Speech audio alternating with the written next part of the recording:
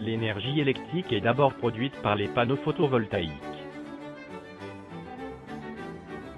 Certains panneaux sont motorisés afin d'être toujours orientés vers le soleil. Le tableau de distribution est équipé de coupe-circuits de protection et d'un programmateur commandant l'éclairage.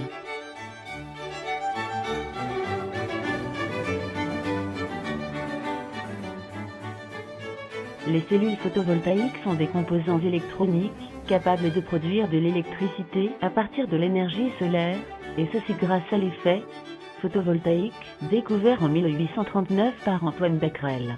Ce phénomène est basé sur le comportement des matériaux semi-conducteurs lorsqu'ils reçoivent un rayonnement solaire.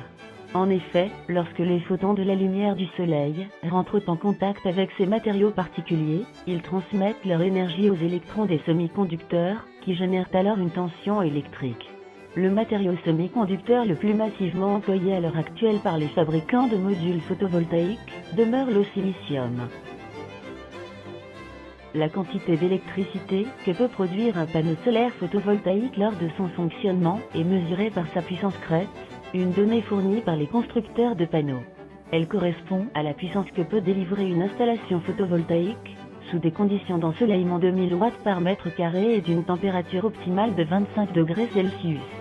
Il faut savoir que la puissance réellement émise par un module sera toujours inférieure au chiffre indiqué, puisque son rendement dépendra de nombreux critères: sa localisation, l'efficacité de ses cellules photovoltaïques, sa mise en œuvre, son orientation, sa maintenance, etc. Le courant continu produit par les panneaux est injecté dans la batterie d'accumulateurs par l'intermédiaire du régulateur.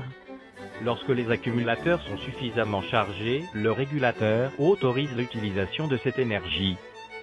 Voici ce que donne à la tombée de la nuit l'éclairage délivré par les accumulateurs, chargés par les panneaux photovoltaïques dans la journée.